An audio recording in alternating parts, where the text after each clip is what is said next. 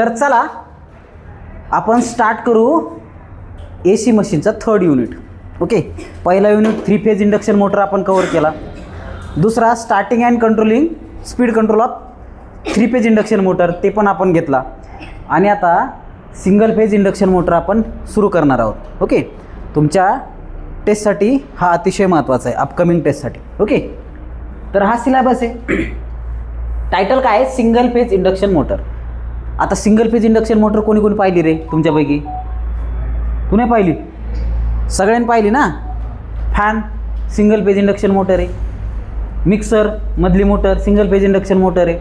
त्याच्यानंतर कूलर मधली motor single phase induction motor आहे. त्याच्यानंतर नळाच्या पाण्याची मोटर पण सिंगल फेज इंडक्शन मोटर आहे. ओके, वॉशिंग मशीनची सिंगल फेज इंडक्शन मोटर आहे. तर या छोट्या छोट्या ज्या मोटर आहेत त्या motor single phase induction motor आहेत. मग आता सिंगल फेज मोटर एवढी फेमस आहे का? हो, 3 फेज मोटर जेवढी फेमस आहे त्यापेक्षा सुद्धा जास्त single phase induction motor famous आहे. कारण घरगुती ॲप्लिकेशनमध्ये खूप मोठ्या प्रमाणात या मोटरचा वापर केला जातो. येतं लक्षात? तर या मोटरबद्दल आपण आज शिकणार आहोत. तर पहिले need of single phase induction motor. Why single phase induction motor is necessary? Because our supply single phase, our home supply is single phase supply. Okay, आता तर 3 फेज राहिलेच नाही. गाव पातळीवर आता single phase separate feeder provide केलेले आहेत. Okay, पहिले काय राहायचे? 3 फेजचा हे राहायचा फिडर आणि त्याच्यातून आपण सिंगल फेज घ्यायचो. पण आता डायरेक्ट सिंगल फेजच प्रोव्हाइड. त्याच्यामुळं लाईटची कंटिन्युटीसुद्धा वाढली. पहिले लाईट जास्त वेळ जायची, लोड शेडिंग जास्त राहायची. परंतु आता सिंगल फेज आल्यापासून तो एक प्रॉब्लेम कमी झाला. मग सप्लाय जर सिंगल फेज असेल तर मोटर पण सिंगल फेज पाहिजे की नाही? ओके, आणि त्यातले त्यात फ्रॅक्शनल HP मोटर ह्या जास्त महत्त्वाच्या आहेत, जास्त यूजफुल आहेत. ओके, घरगुती ॲप्लिकेशनसाठी. म्हणून सिंगल फेज इंडक्शन मोटर मोठ्या प्रमाणात वापरले जाते. तर त्याचं आपण need of single phase induction motor बघू काय काय. त्याच्यानंतर डबल फील्ड रिव्हॉल्विंग थिअरी. बघा, single phase induction motor direct start होत नाही. तुम्ही शिकले ॲडव्हान्टेजेस ऑफ पॉलीफेज सर्किटमध्ये, सर्किट अँड नेटवर्कमध्ये. पॉलीफेजचे ॲडव्हान्टेज काय आहे की पॉलीफेज मोटर ह्या सेल्फ स्टार्टेड असतात. 3 फेज मोटर ह्या सेल्फ स्टार्टेड असतात. किंवा स्क्वेरल केज मोटर पण तुम्ही बघितली, स्लिप रिंग इंडक्शन मोटर पण बघितली, त्या सेल्फ स्टार्टेड असतात. पण तरी स्टार्टर लागतं का? स्टार्टिंग करंट खूप जास्त आहे, तो रिड्यूस करण्यासाठी. DC मोटरला बी स्टार्टिंग करंट रिड्यूस करायचा, कारण बॅक EMF कमी असतो. स्टार्टर तिथं करंट रिड्यूस करण्यासाठी लागतो. परंतु सिंगल फेज इंडक्शन मोटरमध्ये तसं नाही आहे. स्टार्टिंग करंट मॅटर करत नाही, तर स्टार्टच होत नाही मोटर. का? तर डबल रिव्हॉल्विंग थिअरी. काय असतं डबल रिव्हॉल्विंग थिअरी? तुम्हाला माहिती आहे. सप्लाय कसा आहे रे? अल्टरनेटिंग आहे. सप्लाय कसा आहे? अल्टरनेटिंग. सप्लाय दिला रे दिला तर क्लॉकवाईज टॉर्क तयार होणार आहे, अँटी क्लॉकवाईज टॉर्क तयार होणार आहे. मग सप्लायला इकडं जाऊ का इकडं जाऊ, म्हणजे क्लॉकवाईज फिरायचं आहे का अँटी क्लॉकवाईज फिरायचं आहे, हे समजणारच नाही मोटर. तर तो डबल रिव्हॉल्विंग थिअरी ते आपण डिटेलमध्ये बघणारच आहेत, डोंट वरी. हा सिलेबसचा पार्ट आहे. त्याच्यानंतर सेल्फ स्टार्टिंग टेक्निक. मग आता ही स्टार्ट कशी करायची मोटर? डबल रिव्हॉल्विंग थिअरीने तर मोटर स्टार्ट होत नाही. मग स्टार्ट करण्याच्या टेक्निक्स बघायचे आपल्याला. फेस स्प्लिटिंग, शेडेड पोल आणि रिलक्टन्स स्टार्ट. तर हे स्टार्टिंग टेक्निक आहेत. त्याच्यानंतर types of motor. So there are बखल types of motor, but in your syllabus these are the types of motor. कोणती? Capacitor start induction run type motor.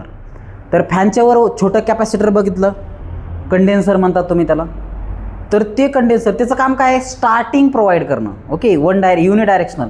समजा ते capacitor तुम्ही काढून घेतलं, फॅन चालेल का? हो चालतो, फॅन चालतो, पण मग त्याला हाताने फिरवावं लागतं, डायरेक्शन द्यावं लागतं. विदाऊट चालू होतो पण डायरेक्शन मिळतं त्याला नाही. पण हाताने जर फिरवलं एका डायरेक्शननी तर त्या डायरेक्शनने तो फिरायला लागेल. टॉर्कचं युनिडायरेक्शनल होत नाही, तर त्यासाठी तुम्हाला हाताने वगैरे फिरावं लागेल. तर त्या टाईपच्या मोटरला काय म्हणतात? Capacitor start induction run. त्याच्यानंतर दुसरी आहे कॅपॅसिटर स्टार्ट कॅपॅसिटर रन. म्हणजे कॅपॅसिटर स्टार्टला बी आहे आणि कॅपॅसिटर रनला बी आहे. तर याच्यामध्ये काय होतं? स्टार्टलाच कॅपॅसिटर वापरतात, रनिंग कंडिशनला इंडक्शन मोटर म्हणजे इंडक्शन वर्किंग आहे. पण इथं स्टार्टिंगला सुद्धा कॅपॅसिटर आणि थ्रूआउट द वर्किंग कंडिशनसुद्धा कॅपॅसिटर आहे. तर या पद्धतीत याच्यामध्ये मी 2 व्हॅल्यू आणि सिंगल व्हॅल्यू म्हणजे 1 कॅपॅसिटर आणि 2 कॅपॅसिटर असे सब टाईप्स आहेत. त्याच्यानंतर अतिशय महत्त्वाची motor exam point of view आणि रिअल लाईफमध्ये बी, शेडेड पोल इंडक्शन मोटर. कोणती motor? Shaded pole induction motor. त्याचं construction, working, torque slip characteristic आणि ॲप्लिकेशन हे सगळं आपण बघणार आहे. ओके, सिलेबस समजला, काही अडचण नाही. आता बघा सिंगल फेज इंडक्शन मोटर. एक तर मोटर सिंगल फेज सप्लायवर वर्क होते बाळ्या. मोटर जर सिंगल फेज सप्लायवर वर्क होत असेल आणि ती म्युच्युअल इंडक्शनवर वर्क करत असेल, म्हणजे त्याचा working principle mutual induction principle असेल, तर अशा मोटरला सिंगल फेज इंडक्शन मोटर असं म्हणायचं. अशा मोटरला काय म्हणायचं? सिंगल फेज इंडक्शन मोटर असं म्हणायचं. तर इथपर्यंत आले सगळे. चला आता आपण need of single phase induction motor बघू, की ही मोटर एवढी फेमस आहे किंवा एवढी यूजफुल आहे, मग अशी काय काय गरज आहे किंवा त्या मोटरला आपण काय इंट्रोड्यूस करतो, तर त्याच्याबद्दल आपण चर्चा करायची. तर पहिले availability of single phase power supply. घरगुती ॲप्लिकेशनला येणारा सप्लाय कोणता असतो रे? सिंगल फेज 230 वोल्ट 50 हर्ट्झ, बरोबर आहे. मग तो जर अवेलेबल आहे मग ही मोटर वापरायला पाहिजे आपण. त्याच्यामुळे या मोटरचं महत्त्व वाढतं. त्याच्यानंतर सिम्पल आहे, कन्स्ट्रक्शन सिम्पल आहे. ओके, देन कॉस्ट इफेक्टिवनेस, स्वस्तात मस्त, सस्ती चीज. कॉस्ट पण खूप महत्त्वाचं आहे. इकॉनॉमी म्हणजे आर्थिक बोजा पडत नाही, स्वस्तात होतं. त्याच्यानंतर wide range of application, speed variation असेल, त्याच्यानंतर व्होल्टेज व्हेरिएशन असेल, वेगवेगळ्या ॲप्लिकेशनला वापरता येतं. उदाहरणार्थ मिक्सर, शेंगदाणे पण कुटतंय, खोबरं पण कुटतंय, त्याच्यानंतर वेगवेगळे त्याच्यामध्ये आपण मसाले तयार करू शकतो. तुझ्या आवडीचा मसाला पण त्याच्यात खर्र होतो. ओके, तर वाईड रेंज ऑफ ॲप्लिकेशन. त्याच्यानंतर रिलेबल ऑपरेशन कसं आहे? रिलेबल आहे. ओके, जास्त टफ आहे का? नाही, सिम्पल आहे. त्याच्यानंतर सेल्फ कंटेनिंग स्टार्टिंग मेकॅनिझम. ते एक छोटं कॅपॅसिटर लावलं, मोटरला स्टार्ट करायची, म्हणजे स्पेशल काही वेगळं ॲडिशनल कन्स्ट्रक्शन लावायची गरज नाही. जसं आपण ड्युअल स्टार्टर बघितलं, स्टार डेल्टा स्टार्टर बघितलं, ॲटो ट्रान्सफॉर्मर स्टार्टर बघितलं, रोटर रेजिस्टन्स स्टार्टर बघितलं, VFD ड्राईव्ह बघितलं, हे सगळं बघितलं आपण 3 फेज इंडक्शन मोटरसाठी. DC मोटरसाठी 2 पॉईंट 3 पॉईंट 4 पॉईंट स्टार्टर बघितलं, पण त्याचे सेटअप असे भले एवढाले जाड राहतात. ओके, ते auto transformer 3 phase auto transformer घेऊन जायचं म्हणजे ते काय सोपं नाही. ओके, स्टार डेल्टा स्टार्टर बी साईज खूप जास्त आहे, पण या टाईपचे स्टार्टर हे पहा, कॅपॅसिटर एवढंसं झाली मोटर स्टार्ट. तर सांगायचं तात्पर्य काय? Self containing starting mechanism. थोडं स्टार्टिंग मेकॅनिझम ॲडिशनल एक वाइंडिंग दिली, काम संपलं. तर ही टेक्निक याच्यामध्ये असल्यामुळं, या सगळ्या गोष्टी असल्यामुळं सिंगल फेज इंडक्शन मोटर खूप मोठ्या प्रमाणात वापरली जाते. ओके, तर इथपर्यंत समजलं तुम्हाला? ओके,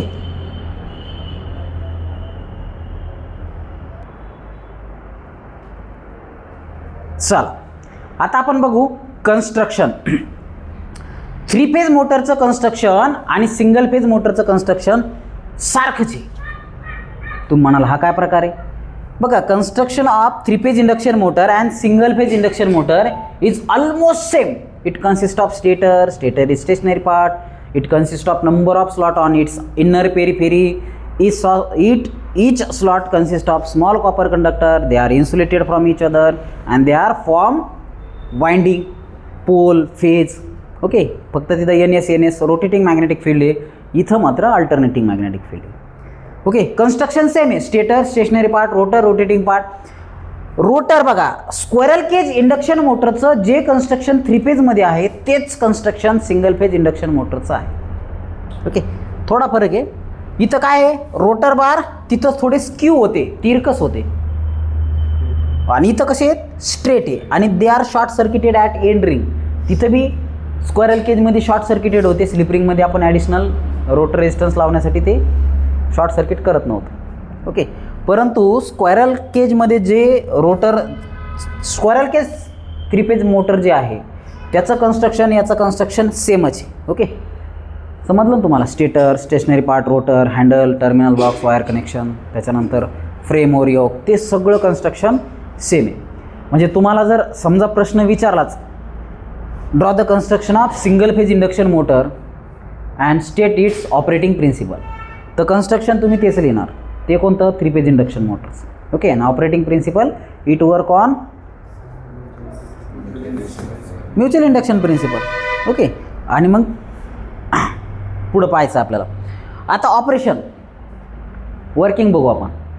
ऑपरेटिंग प्रिन्सिपल तोच म्युच्युअल इंडक्शन प्रिन्सिपल, पण युनिडायरेक्शनल टॉर्क तयार होत नाही बरं का, लक्षात घ्या. सप्लाय दिला की सप्लाय कसा आहे, अल्टरनेटिंग आहे, पॉझिटिव्ह निगेटिव्ह, पॉझिटिव्ह निगेटिव्ह. तिथं पॉझिटिव्ह निगेटिव्ह होती, पण 3 फेज असल्यामुळे काय व्हायचं, NS RMS तयार व्हायचं, रोटेटिंग मॅग्नेटिक फील्ड तयार व्हायची.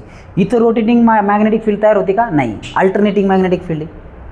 मग आता N लगे S लगे N लगे S अशा पद्धतीने, म्हणजे क्लॉकवाईज टॉर्क तयार व्हायची, लगेच अँटी क्लॉकवाईज टॉर्क तयार होते, क्लॉकवाईज टॉर्क तयार व्हायची, लगेच अँटी क्लॉकवाईज टॉर्क तयार होते. मग रोटरला समजा ना असं फिरावत का असं फिरावत, कारण अल्टरनेटिंग हाफ सायकल आहेत, क्लॉकवाईज टॉर्क तयार व्हायची, लगेच अँटी क्लॉकवाईज टॉर्क तयार व्हायची होते.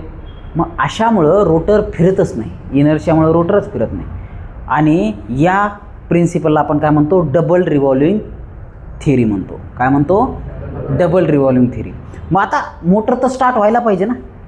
मग मोटरला स्टार्ट करण्यासाठी आपण काय करतो, धक्का प्लेट करतो. काय करतो, धक्का प्लेट, म्हणजे ॲडिशनल वाइंडिंग वापरतो आपण, त्याला आपण स्टार्टिंग वाइंडिंग म्हणतो. काय म्हणतो, स्टार्टिंग वाइंडिंग म्हणतो, किंवा त्यालाच ऑक्झिलरी वाइंडिंग म्हणतो. काय म्हणतो, ऑक्झिलरी वाइंडिंग किंवा स्टार्टिंग वाइंडिंग. ते कसं ते आपण बघू. तर सगळ्यात पहिले आपण डबल फील्ड रिव्हॉल्विंग थिअरी काय ते समजून घेऊ.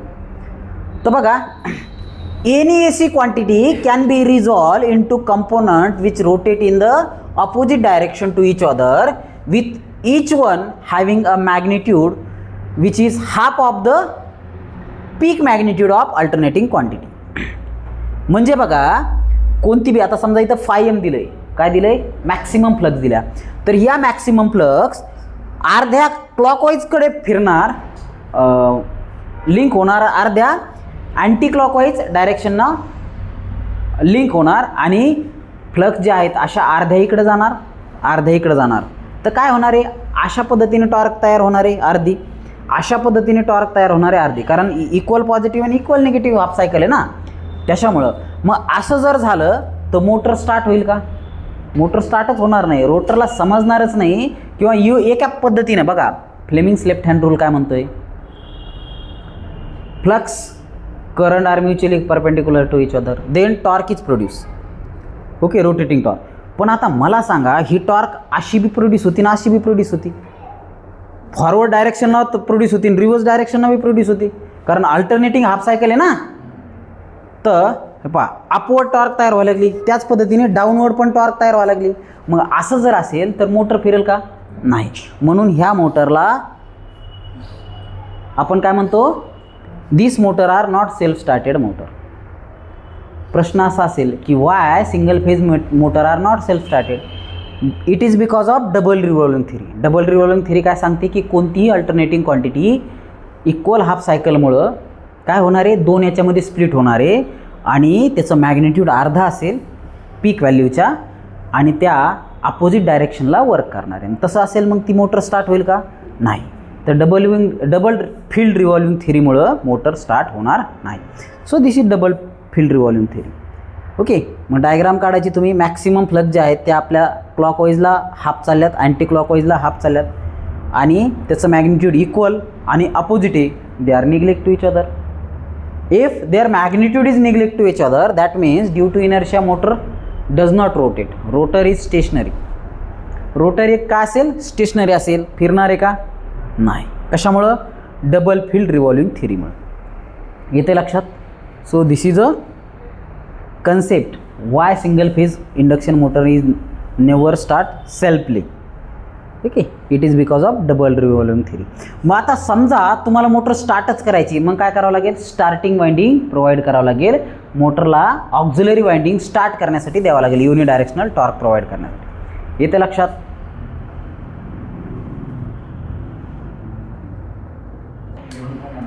शेअर आत्ताच आपण काय बघितलं, डबल फील्ड रिव्हॉल्विंग थिअरी बघितली. काय बघितलं, डबल फील्ड रिव्हॉल्विंग थिअरी बघितली. याच्यामध्ये काय म्हणतंय डबल फील्ड रिव्हॉल्विंग थिअरी, की जे काही टॉर्क तयार होणार आहे ती युनिडायरेक्शनल होईल का, नाही, ती अल्टरनेटिंग नेचरची होईल. म्हणजे क्लॉकवाईज जेवढी होईल तेवढीच अँटी क्लॉकवाईज होईल, आणि रिझल्टंट टॉर्क कशी असेल, 0 असेल. मग क्वेश्चन जर पडला तुम्हाला की why not self starting of single phase induction motor. म्हणजे single phase induction motor single phase induction motor self starting का नाही असा जर प्रश्न पडला तर त्याचं उत्तर कशामध्ये लिहायचं आहे. Because of double revolving theory the clockwise and anti clockwise torque are produce, they are equal in magnitude and opposite in direction, so they are neglect to each other. Okay, त्यांचं मॅग्निट्यूड इक्वल असेल, direction opposite असेल आणि ते एक दुसऱ्याला संपुष्टात आणतील, resultant 0 असेल. आणि असं जर असेल तर रिझल्टंट टॉर्क 0 जर असेल तर मोटर स्टार्ट होईल का? नाही. इनर्शियामुळं तर ते रोटर हलणारच नाही, इनर्शियामुळं रोटर हलणारच नाही. म्हणून single phase induction motor self started नाही. कन्सेप्ट समजला? सप्लाय भेटतोय, टॉर्क पण प्रोड्यूस होते, पण क्लॉकवाईज टॉर्क आणि अँटी क्लॉकवाईज टॉर्क हे काय करणार आहे, इक्वल मॅग्निट्यूड आहे आणि अपोजिट डायरेक्शन आहे, त्याच्यामुळं ते आउटपुट त्याचं रिझल्टंट 0 असेल. हे तर लक्षात. तर चला आता मोटरला स्टार्ट कसं करायचं ते बघू. How to start such type of single phase induction motor. तर ही सिंगल फेज मोटर स्टार्ट कशी करायची हा प्रश्न, का सेल्फ स्टार्टेड नाही हे तर समजलं, स्टार्ट कशी करायची. तर बघा हे स्क्वेरल केज रोटर आहे, they are short circuited at end ring, they are short circuited at end रिंगला शॉर्ट सर्किटेड आहे. तर ही मेन वाइंडिंग आहे, या मेन वाइंडिंगला 90 डिग्री काय लावायची, एक ऑक्झिलरी वाइंडिंग लावायची. काय लावायची, एक ऑक्झिलरी वाइंडिंग लावायची, त्यालाच आपण स्टार्टिंग वाइंडिंग सुद्धा म्हणतो. स्टार्टिंग वाइंडिंग किंवा ऑक्झिलरी वाइंडिंग लावायची.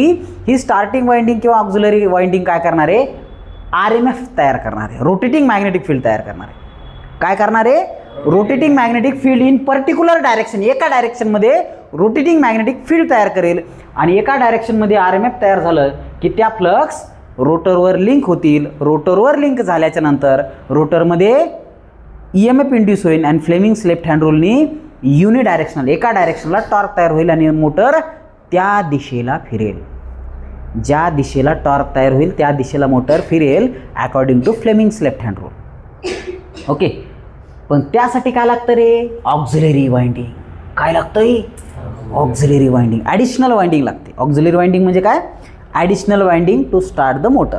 ओके, मग काय म्हणलंय, in order to make the single phase motor self starting 2 windings are provided instead of 1. एका वाइंडिंगच्या जागेवर 2 वाइंडिंग लावायच्या आणि they are 90 degree from each other electrically. Okay, electrical separation किती आहे, 90 डिग्री. असं जर केलं तर आणि तरच काय होणार आहे, युनिडायरेक्शनल फ्लक्स तयार होणार आहे. ओके, युनिडायरेक्शनल टॉर्क तयार होणार आहे आणि मोटर एका दिशेला फिरणार आहे. ओके, RMF तयार होऊन मोटर एका दिशेला फिरणार आहे. हा simple working concept, simple working principle समजलं. मग how single phase induction motor असा जर प्रश्न आला तर तुम्हाला स्प्लिट फेज प्रिन्सिपल किंवा टू पोल थेरी किंवा 2 फेज थेरी, याला 2 फेज मोटरसुद्धा म्हणतात, कारण स्टार्टिंगला ॲडिशनल एक फेज असतो म्हणून याला 2 फेज मोटरसुद्धा म्हणतात. ओके, डबल रिव्हॉल्विंग थेरीमुळे सेल्फ स्टार्टेड तर नाही, पण त्याला स्टार्ट करण्यासाठी एक वाइंडिंगची गरज पडते. ही वाइंडिंगचं एक्सप्लेनेशन तुम्हाला या पद्धतीने लिहायचं आहे. समजलं? Okay, write down.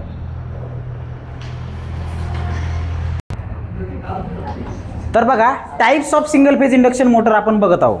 ओके, काय बघतोय, types of single phase induction motor.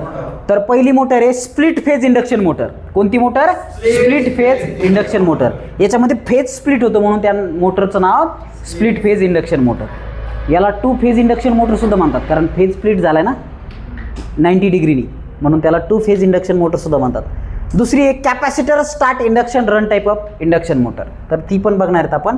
त्याच्यामध्ये आपण कॅपॅसिटर लावतो स्टार्टिंगला फक्त. त्याच्यानंतर कॅपॅसिटर स्टार्ट कॅपॅसिटर रन, याच्यामध्ये स्टार्टिंगला बी कॅपॅसिटर असते आणि throughout the running condition capacitor are connected. Okay, म्हणून कॅपॅसिटर स्टार्ट कॅपॅसिटर रन. आणि शेवटचा पार्ट, शेवटची मोटर आहे शेडेड पोल इंडक्शन मोटर. त्याच्यात पोल शेडिंग करतो आपण, पोलला कट करून एक शेडिंग बँड लावतो. ओके, त्याला शेडेड पोल इंडक्शन मोटर असं म्हणतात. तर त्यातली पहिली मोटर आपण घेऊ स्प्लिट फेज इंडक्शन मोटर. कोणती, स्प्लिट फेज इंडक्शन मोटर. आता बघा, this is a constructional diagram or schematic diagram of, किंवा त्याला आपण काय म्हणू, circuit diagram of single phase induction motor.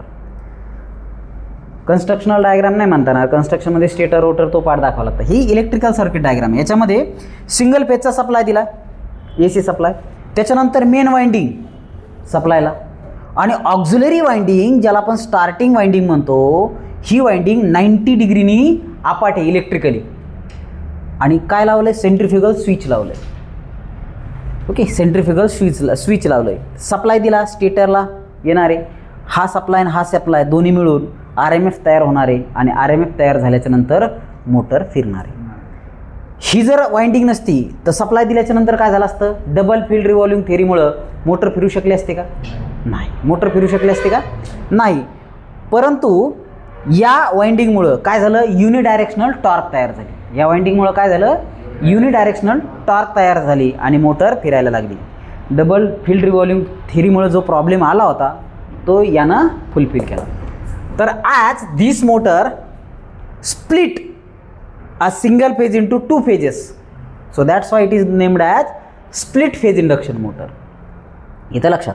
आता बघा याचं फेजर डायग्राम बघू तर काही गोष्टी समजून घ्या. ओके, आता दोन मोटर आहेत. Okay, it consist of 2 winding, starting and main winding. They are 90 degree apart from each other. होतं कधी कधी, त्या फोटोमध्ये अपलोड करावं लागेल तुम्हाला. Okay, 90 degree apart from each other. लक्षात द्या, 90 डिग्रीचे. आणि 90 डिग्री असल्यामुळे काय होणार आहे? फ्लेमिंग्स लेफ्ट हँड रूल, दोन्ही डायरेक्शनल इक्वल आणि अपोजिट जी टॉर्क तयार होत होती तिला काउंटर करण्याचं काम ही वाइंडिंग करणार. ही हायली, बघा यातली जी मेन वाइंडिंग आहे ही हायली इंडक्टिव्ह आहे, आणि यातली ही जी वाइंडिंग आहे ऑक्झिलरी ही हायली रेजिस्टिव्ह आहे. ही कशी आहे? हायली रेजिस्टिव्ह आहे आणि ही हायली इंडक्टिव्ह. आता फेजर डायग्राममध्ये बघा, हायली इंडक्टिव्ह म्हणजे काय? There is large phase difference between voltage and this winding. जास्त लॅगिंग येणार रे. इंडक्टिव्ह म्हणजे जास्त लॅगिंग. तर हा अँगल φ1 कसा आहे रे? बकळ आहे. φ1 कसा आहे? जास्त आहे. ओके, आणि अल्फा म्हणजे दुसरी वाइंडिंग आहे purely resistive. Okay, highly resistive, purely नाही, हायली रेजिस्टिव्ह म्हणजे जवळपास in phase to each other एवढाच अँगल याच्यात. ओके, तर स्टार्टिंग वाइंडिंग हे बा I2 स्टार्टिंग वाइंडिंगचा करंट, आणि ही मेन वाइंडिंग I1 म्हणजे मेन वाइंडिंगचं करंट. रिझल्टंट वाइंडिंग काय आहे? रिझल्टंट करंट काय होईल? कमी इंडक्टिव्ह होईल. रिझल्टंट करंट काय होईल? कमी इंडक्टिव्ह होईल. तर अशा पद्धतीनं बघा I2 खूप लॅगिंग आहे, I2 खूप लॅगिंग आहे. इथं थोडं चुकलं का रे? I1 खूप लॅगिंग आहे, I1 खूप लॅगिंग आहे. Okay, main winding highly inductive असल्यामुळे खूप लॅगिंग आहे. आणि I2 जे आहे ही almost in phase with supply voltage, ही जवळपास in phase with supply voltage आहे. ओके, पण ह्या दोन्ही एक दुसऱ्याला कशा आहेत? 90 degree apart from each other आहेत. म्हणून त्याचं काय होणार आहे? फ्लक्स डिफरन्स क्रिएट होणार आहे, आणि त्याच्यामुळं RMF तयार होणार आहे. त्याच्यामुळं काय तयार होणार आहे? रोटेटिंग मॅग्नेटिक फील्ड तयार होणार आहे. आणि तुम्हाला माहिती आहे रोटेटिंग मॅग्नेटिक फील्ड तयार झाली की ती फील्ड एअर गॅपमध्ये पसरणारे स्टेशनरी कंडक्टरचे जे रोटर आहेत, रोटर बार जे आहेत त्याच्यावर जाऊन ती फ्लक्स लिंक होईल आणि त्याच्यामध्ये EMF तयार होईल. आणि जसं 3 फेज इंडक्शन मोटरचं वर्किंग आहे त्याच पद्धतीने मोटर फिरायला लागणार आहे. As motor take 70 to 80% of its rated speed, म्हणजे सिंक्रोनस स्पीडच्या 70 ते 80% स्पीड झाली की हे सेंट्रिफ्युगल स्विच काय होईल? खटकन ॲटोमॅटिकली ओपन होईल. आणि ते ओपन झाल्याच्या नंतर स्टार्टिंग वाइंडिंगचं अवतार कार्य इथं संपणार आहे. स्टार्टिंग वाइंडिंगचं काम संपणार आहे, म्हणून तर त्याला स्टार्टिंग वाइंडिंग म्हणतात ना, फक्त स्टार्ट करण्यासाठीच. ओके, हे समजलं. आता बघा, direction of rotation can be change, okay, due to the reversal in the direction of RMF. म्हणजे जर समजा RMS रोटेटिंग मॅग्नेटिक फील्डचं डायरेक्शन जर बदललं तर मात्र मोटरचं डायरेक्शनसुद्धा बदलणार आहे. येतं लक्षात? तर हा वर्किंग प्रिन्सिपल आहे. येतं लक्षात? त्याच्यानंतर ही मोटर कुठं वापरतात? फॅनमध्ये, ब्लोअरमध्ये, वॉशिंग मशीन, पंप याच्यासाठी. तर इथं बघा टॉर्क स्पीड कॅरेक्टरिस्टिक दिलं आहे. तर ही मॅक्सिमम टॉर्क आहे, ही काय आहे? मॅक्सिमम टॉर्क आहे. ही स्टार्टिंग टॉर्क आहे. एकदा मोटर स्टार्ट झाली की नॉर्मल ऑपरेटिंग होईल. स्टार्टिंगला मात्र सेंट्रिफ्युगल स्विच इथं ओपन होईल, ऑपरेट होईल. ओके, तर एन इथं काय असेल रे, synchronous speed N is equals to N S, slip 0. Okay, 3 phase induction motor सारखंच कॅरेक्टरिस्टिक आहे. ओके, स्टेबल आणि अनस्टेबल रिझल्ट. तर इथं एकदा मोटर स्टार्ट झाली की याचा सेंट्रिफ्युगल स्विच ओपन झालं की ऑक्झिलरी वाइंडिंगचं काम संपतं आहे. येतं लक्षात. So this is split phase induction motor. समजलं. So right down.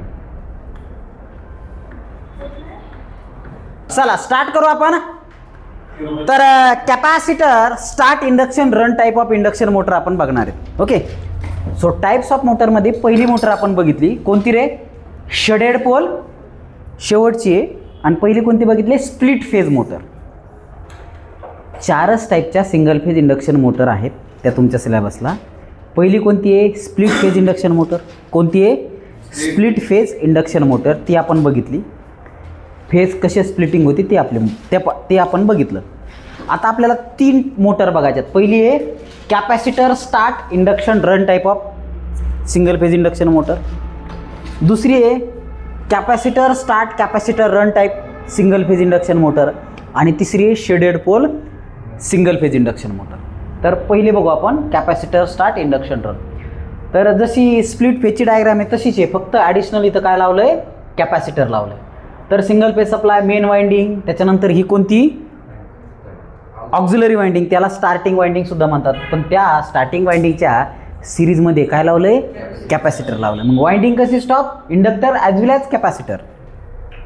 तर हे का बरं, तर इथं काय होतं, कॅपॅसिटर जर लावलं तर कॅपॅसिटर काय करतं आहे, लीडिंग पॉवर फॅक्टर देते. कॅपॅसिटर काय करतं आहे, लीडिंग पॉवर फॅक्टर देते. स्टार्टिंग करंट हे होतो आणि रिझल्टंट पॉवर फॅक्टर इम्प्रूव्ह होतो. मोटरचा रिझल्टंट पॉवर फॅक्टर काय होतो, इम्प्रूव्ह होतो. त्यासाठी आपण हे capacitor start induction run type of motor वापरतो. ओके, तर ऑक्झिलरी वाइंडिंगला आपण सिरीजमध्ये काय लावतो, कॅपॅसिटर. तो काय करतो, लीडिंग पॉवर फॅक्टर देतो.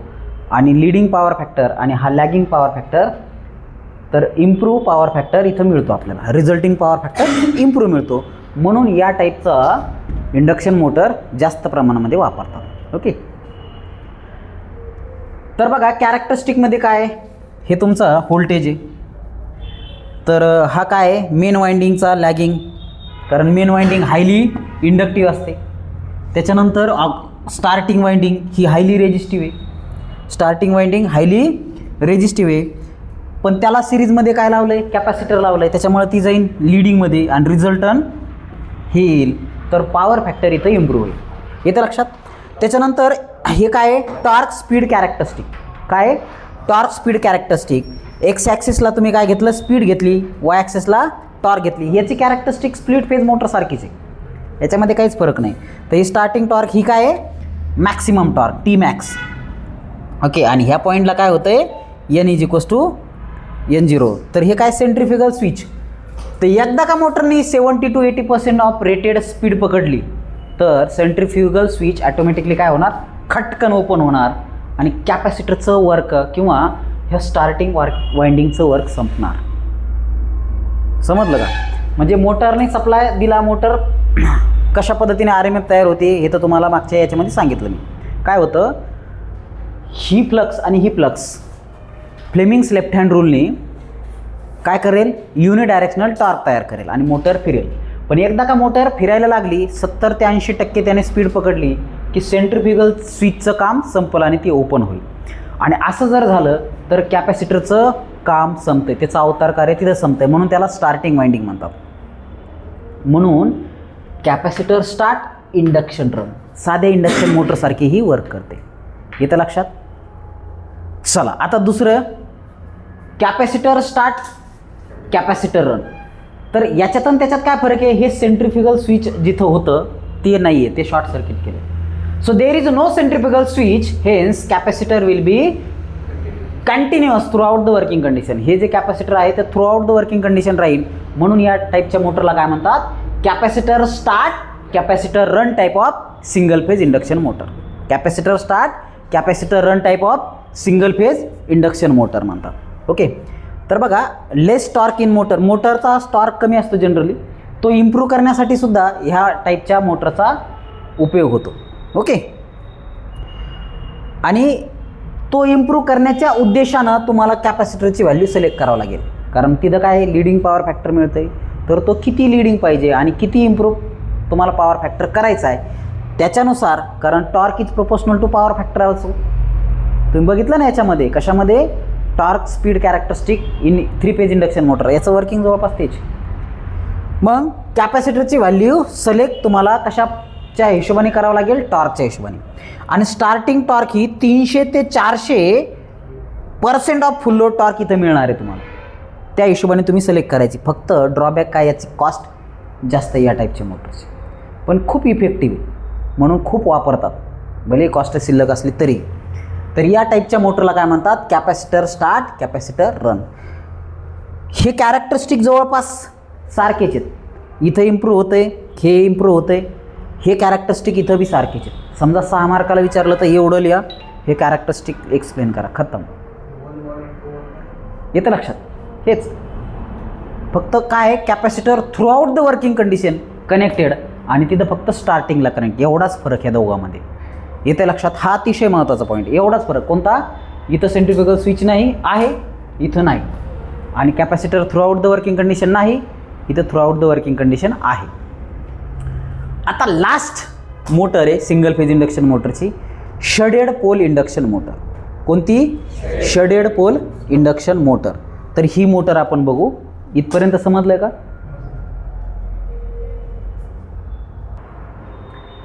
तर बघा, शेवटचा टाईप जो आहे शेडेड पोल इंडक्शन मोटर. कोणती induction motor, shaded pole induction motor. तर ह्या शेडेड पोल इंडक्शन मोटरमध्ये आपण काय करू, हे एक स्विच लावून टाकू. ओके, ICDP स्विच लावू. आता स्विच आणि त्याला काय दिले, फेज आणि न्यूट्रलचा सप्लाय दिला. काय दिले, फेज आणि न्यूट्रल. तर पहिले कन्स्ट्रक्शन समजून घ्या. तर याच्यामध्ये काय, स्टेटर हा स्टेशनरी पार्ट, मधला रोटर स्क्वेरल केज रोटर आहे, तो रोटर रोटेटिंग पार्ट. आता स्टेटरचे पोल जे आहेत त्यातला समजा 2 पोल आहेत, तर यातला एक पोल अशा पद्धतीने कापा की अनइक्वल फ्लक्स तयार होतील. काय होईल, अनइक्वल फ्लक्स तयार होतील. तर बघा, रिझल्टिंग फ्लक्स दिलं इथं. तुम्हाला माहिती आहे सप्लाय कसा आहे, अल्टरनेटिंग आहे with respect to time. Okay, voltage with respect to time. हे काय, π/2 पाय. तर ॲट T1 इन्स्टंटला काय होईल, तर पहिले तर समजून घ्या construction. It consist of stator and rotor. Stator is a stationary part, rotor is rotating part. Stator pole are cut in such a way that the distribution of flux are unequal. स्टेटरच्या पोलला अशा पद्धतीने cut करा की एक side छोटी आणि एक साईड मोठी झाली पाहिजे. येतं लक्षात. एक साईड छोटी आणि एक साईड मोठी झाली पाहिजे आणि त्याला शेडिंग बँड सुद्धा लावा. येतं लक्षात. मग असं केल्याच्या नंतर काय होईल, अनइक्वल फ्लक्स तयार होतील. बघा, इक्वल फ्लक्स तयार झाल्यावर तुम्हाला माहिती आहे काय होतं, क्लॉकवाईज टॉर्क तयार होती, अँटी क्लॉकवाईज तयार होती आणि they are equal in opposite direction. So motor does not start. But if pole is cut in unequal part, what happen, one side flux is more than other side. एका साईडच्या flux काय होतील, शिल्लक होतील दुसऱ्या साईडपेक्षा. तर आता इथं एक्झाम सेंटरला येईल का रे रिझल्टंट फ्लक्स, नाही येणार, या साईडला येईल. ओके. आता दुसऱ्या इन्स्टंटला ह्या फ्लक्स कुठं येतील, थोड्या इथं शिफ्ट होतील आणि तिसऱ्या इन्स्टंटला ह्या काय करतील, इथं येतील. याचा अर्थ काय, फ्लक्स ह्या एका पर्टिक्युलर डायरेक्शनमध्ये मूव्ह व्हायला लागल्या. फ्लक्स ह्या पर्टिक्युलर डायरेक्शनमध्ये मूव्ह व्हायला लागल्या आणि फ्लक्स पर्टिक्युलर डायरेक्शनमध्ये मूव्ह व्हायला लागल्या म्हणजेच युनिडायरेक्शनल टॉर्क तयार होणार आहे. एका डायरेक्शनकडे जास्त फ्लक्स वळायला लागल्यात. कन्सेप्ट एवढाच लक्षात घ्या, बाकी जास्त दिमाग नका लावू.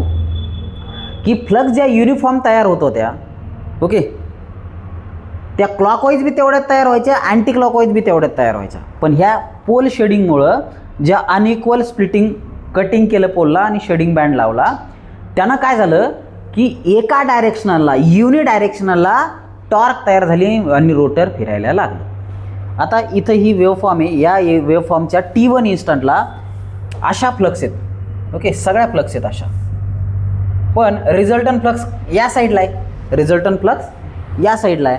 T2 इन्स्टंटला रिझल्टंट फ्लक्स या साईडला आहे, मोठ्या साईडला. T3 इन्स्टंटला रिझल्टंट फ्लक्स या साईडला. याचा अर्थ काय, रिझल्टंट फ्लक्स या मूव्ह करताय, रिझल्टंट फ्लक्स या मूव्ह करताय. ज्या डायरेक्शननं resultant flux RMF rotating magnetic field move करतायत त्या डायरेक्शनला मोटर रोटेट होईल. येतं लक्षात. डबल रिव्हॉल्विंग थेरीमुळे मोटर रोटेट होत नव्हती, परंतु अशा पद्धतीने स्प्लिट फेज केलं म्हणून काय होणार आहे, मोटर रोटेट होणार आहे. या टाईपच्या मोटरला शेडेड पोल इंडक्शन मोटर म्हणतात, कारण पोल शेडिंग केले, पोल शेडिंग केले. तर यामुळे या टाईपच्या मोटरला शेडेड पोल इंडक्शन मोटर असं म्हणतात. खूप युजफुल मोटर आहे, लक्षात घ्या. कन्सेप्ट बी युजफुल आहे, एक्झाममध्ये येतो.